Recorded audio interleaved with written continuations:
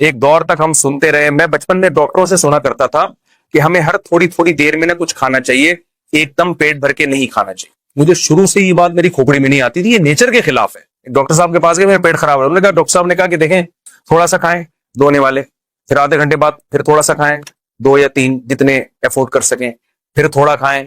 میں نے کہا ڈاکٹر صاحب ہماری بکری کو تو میں نے اس اسٹائل میں دیکھا ہے, کبھی کسی انسان کو میں نے اس طرح کھاتا ہوا نہیں.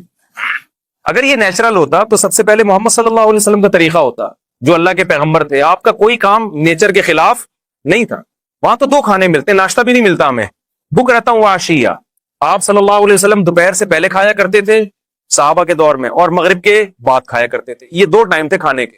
ناشتے کا لفظ عربی ڈکشنری میں آپ کو نہیں ملے گا, حالانکہ عربی بڑی فصیح اور بلیغ زبان ہے. فطور جو آج عربی میں ہے یہ جدید عربی میں ہے, فطور ناشتے کو کہتے ہیں.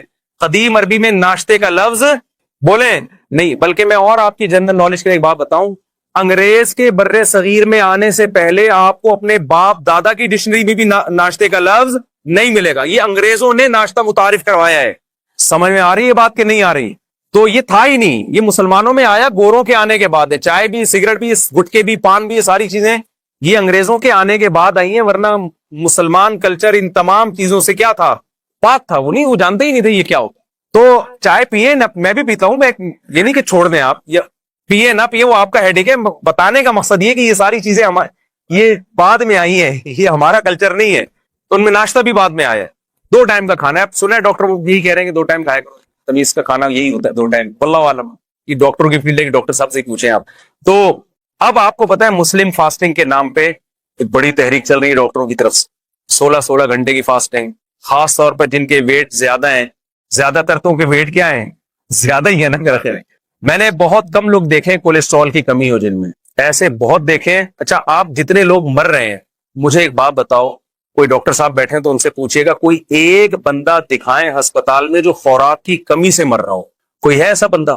کتنی مہنگائی ہو جائے, کتنی غربت ہو جائے, ڈالر کتنا ہی اوپر چلا جائے, پھر بھی بھوک سے مرنے والوں کا ریشو ہمارے سوسائٹی میں کم ہے, کھا کے مرنے والوں کا ریشو. تو ہمیں جو حکم دیا ہے نا, اس میں روحانی قوت بعد میں ہے, ہمارے جسم اور باڈی کا فائدہ پہلے.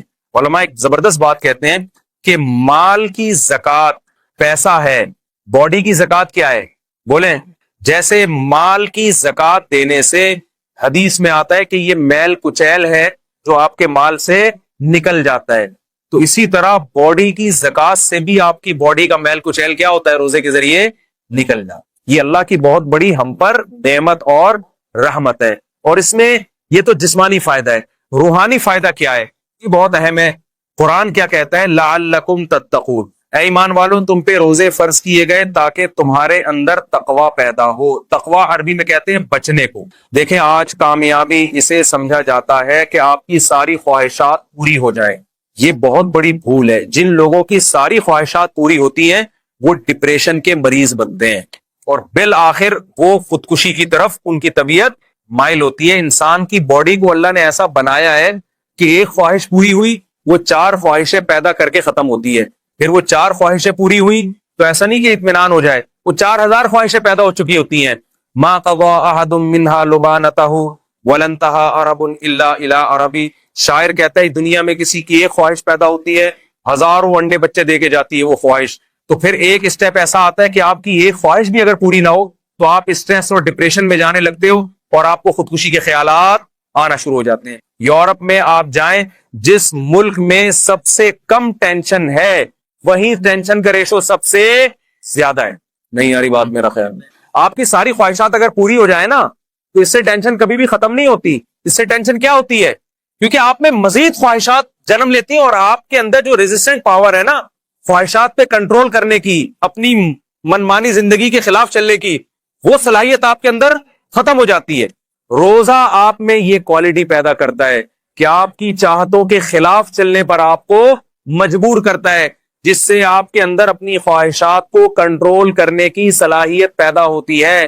کیونکہ انسان کی جو سب سے بڑی اور نیچرل خواہش ہے نا, جسے ہر شخص بلکہ ہر جانور بھی پورا کرنا چاہتا ہے, وہ ہے کھانا اور پینا. ہر چیز انسان سے برداشت ہوتی ہے, کھانے اور پینے کی چاہت پہ کنٹرول کرنا انسان سے برداشت نہیں ہوتا. سمجھ میں آ رہی ہے بات کی؟ تو اسلام نے 1 مہینے کے لیے کیا کہہ دیا؟ جو آپ کی سب سے مرغوب چیز تھی نا، کھانا اور پینا، اسی پہ پابندی لگائیں۔ تبھی آپ دیکھیں روزے میں کتنا عجیب سا ہوتا ہے انسان، صبح آفس جانے کا دل نہیں کر رہا کیونکہ وہ جو چائے پی کے جانے کی عادت تھی وہ چائے کیا ہو گئی، اور ٹائم کیسا رکھا ہے کھانے پینے کا؟ ایسا ٹائم کھانے کا رکھا ہے جو دنیا میں کوئی بھی اس ٹائم پہ نہیں کھاتا۔ یعنی اللہ میاں نے اجازت دے بھی دی نا کھانے کی، تو ایک سحری کے ٹائم پہ کھاؤ۔ آپ مجھے بتاؤ، آپ اپنے بچے کا ولیمہ کر رہے ہو، لوگوں کو کارڈ چھپاؤ، لوگ پوچھیں بھائی کتنے بجے آنا ہے، آپ کہہ سکتے ہو بھائی 2 بجے کھانا ہوگا، 4 بجے بھی ہو جاتا ہے، لوگ عصر کے بعد بھی کر دیتے ہیں، یا چائے سموسے ہو جائیں گے، آپ رات کو بھی لیٹ نائٹ بھی کر دیتے ہیں 12:30 بھی، آپ نے دیکھا 3:30 بجے آپ نے کارڈ پہ چھپایا ہو یہ ہمارے بچے کی شادی ہے، ولیمہ ہے، اور ٹائم کیا ہے صبح، تو آپ کہو گے بھائی آپ کھاؤ، آپ کا بچہ کھائے، ہم اپنے گھر میں عزت کے ساتھ سو رہے ہیں۔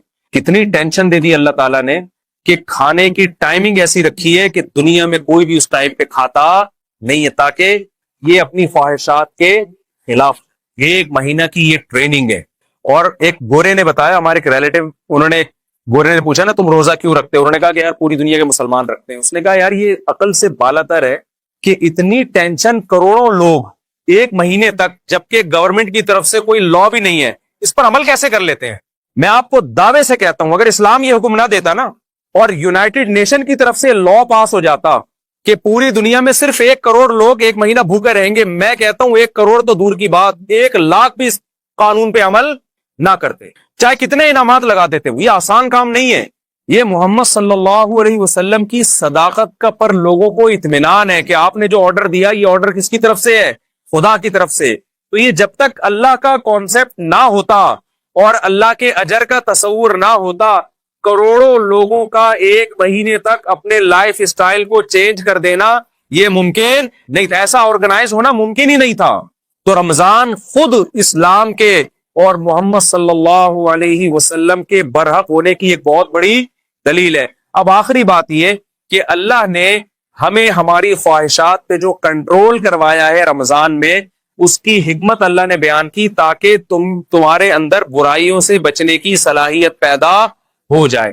لیکن افسوس کے ساتھ یہ کہنا پڑتا ہے کہ جیسے ہم رمضان سے پہلے ہوتے ہیں، رمضان کے بعد بھی بالکل ایز اٹ از اسی طرح ہوتے ہیں، 1.001% بھی ہم میں چینجنگ نہیں آتی۔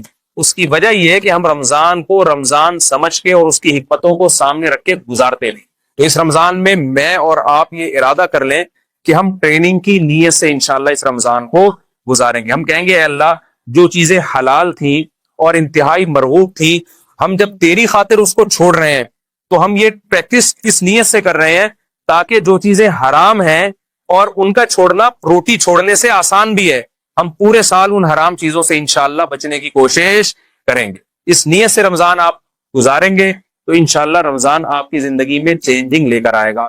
اور اگر یہ نیت نہیں کریں گے تو روزے تو آپ کے انشاءاللہ ہو جائیں گے، لیکن جو روزوں کا مقصد ہے وہ حاصل نہیں ہوگا، کولیسٹرول کم نہیں ہوگا، باقی مقصد کہاں سے حاصل ہوں گے؟ دیکھیں فاسٹنگ سے ہوتا ہے نا، آپ نتھر جاتے ہیں لیکن رمضان میں نہیں نتھرتے۔ اس کی وجہ یہ ہے کہ جو آپ نے صبح سے لے کے شام تک پرہیز کیا ہے، وہ افطاری میں جو کھانے کی اسپیڈ اور جس قسم کی چیزیں کھائی جا رہی ہوتی ہیں، تو رمضان میں جو مادی حکمتیں ہیں ان حکمتوں کی ایسی کی تیسی ہو جاتی ہے۔ تو جیسے مادی حکمتوں کی پکوڑے کھانے اور سموسے کھانے سے ایسی کی تیسی ہوتی ہے، روحانی حکمتوں کی ایسی کی تیسی اس سے بھی زیادہ ہوتی ہے۔ تو ہم نے مادی طور پہ بھی اپنے آپ کو پہ کنٹرول کرنا ہے اور روحانی طور پہ بھی اپنے آپ پہ کنٹرول کرنے کی کوشش کرنی ہے۔ اللہ تعالیٰ سے دعا ہے جو کچھ کہا سنا اس میں کمی کوتاہی اللہ معاف فرمائے، جو صحیح باتیں ہوئی اللہ اس پہ ہم سب کو